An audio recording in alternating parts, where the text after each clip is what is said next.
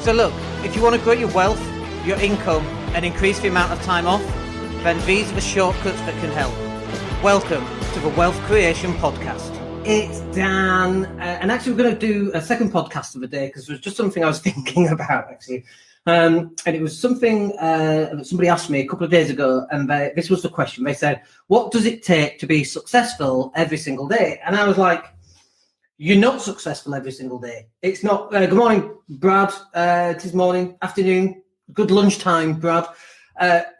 You're not successful every single day. You're totally not. Some days it's just trying to put your clothes on and have your coffee and survive the day. I don't know why we have this idea. Well, when I be rich and successful, as though you're successful every single day. Katy Perry hasn't woke up today and everything's gold. Do you know what I mean? I don't know why I chose Katy Perry either. But Brad Pitt doesn't wake up today and everything's amazing. Hi, Tina. Like, you're not going to be successful every single day. Stop going for this mission impossible where you think, oh, I need to be successful every single day. Literally, sometimes, as long as you live through to the end of the day, you've done a good job. I know from personal experience, from various mental health periods in my life where I'm like, I'm not sure if I'm going to get through today, you know, and just getting through the day so you wake up the next day is a success, right? And so it comes down to also how you determine what success actually looks like. Because, for example, you know the bamboo story, you know, the plant a bamboo seed and they'll come back next year and there's nothing, they'll come back the next year, there's nothing, and they'll come back every year, and then 5 years will come back, there's 100-foot bamboo. And it's because there's for the first 4 years, it's been laying its foundations. And if you think success is going to be, I turn up and I have success every single day, you're completely and utterly mistaken. And I think part of the Instagram problem and social media problem is that we see people and they're being successful every day. And what you're seeing is, you're seeing the after results of all their effort. If I'm talking fast, by the way, I've got some food in the oven.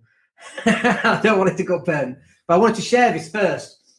You know, when you see a model on Instagram and got the six-pack abs and the 6% body fat if you're a bloke, and you're like, goodness me, you're not looking at work in progress there. Far from it. Whilst they are still working at it, you're looking at what's taken them 5 to 10 years worth of work, and you see them and you think, I want to be like that, and 3 months in, you're not looking like that, and you give up, right? Or like, it's taken me 20 years, 15 years to get to the med, to where I'm at a stage now where I'm financially free and I never have to work again, and the money comes in regardless. Hey, Paul, it's taken me 15 years, but what you see, this is episode 251 on the podcast, what you see is the result of all of that effort, all of the heartache, all of the rejections, all of the disappointments, all those days when I didn't have enough money in the bank, all those months when the mortgage is bound because I'm running around trying to bring money in to cover it, right? Like, you don't see that.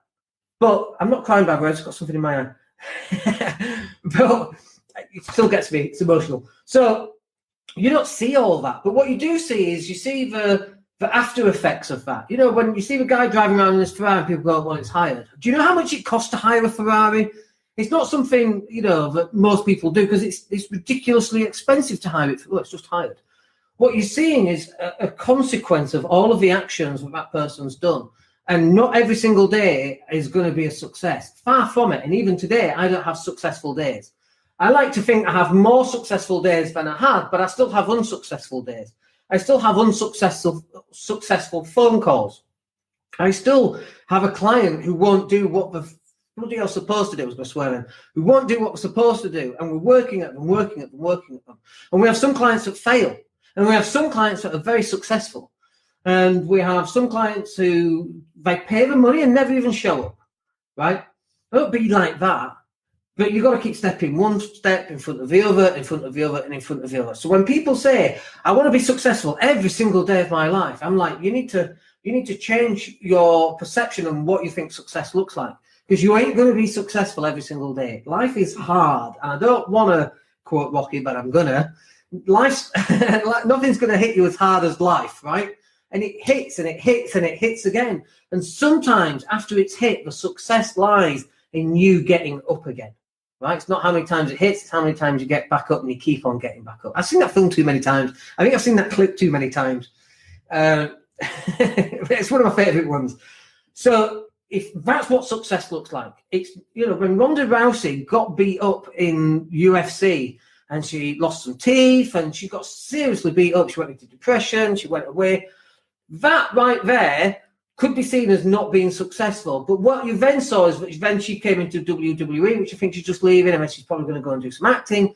She will always find a way of being successful. But what you see is the end result. You don't see how many times she got her ass whipped in fights before UFC when she was going through and learning her trade. So if you are getting your ass whooped right now, then embrace it, because this is what success looks like. It isn't buying the Ferrari every day, getting on exotic flights, living on yachts, living next to the beach. It's part of it, but that's a consequence of all the stuff that you've had to go through. And I just wanted to share that. I've got some nachos, and you'll be pleased to know, part of my calorie control diet. Not really. But I just wanted to get online and just share that while I was in my head and while I was thinking passionately about it. I hope that's useful for you. I'll catch up with you in tomorrow's podcast. Take care.